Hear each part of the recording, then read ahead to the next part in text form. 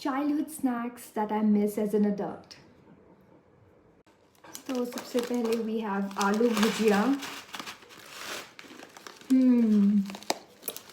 This tastes so nostalgic. Haldiram's aloo bhujia is the best aloo bhujia you can ever try. 10 on.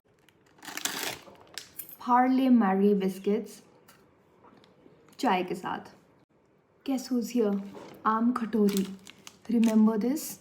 I think I'm having it after half of my life. This is how it looks. Weird.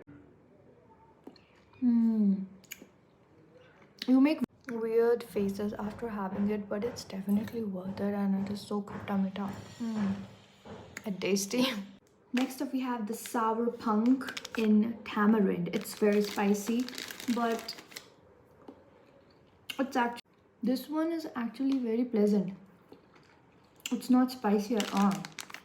I don't feel this, but it's good. Okay, almost everybody's favorite, Nutella.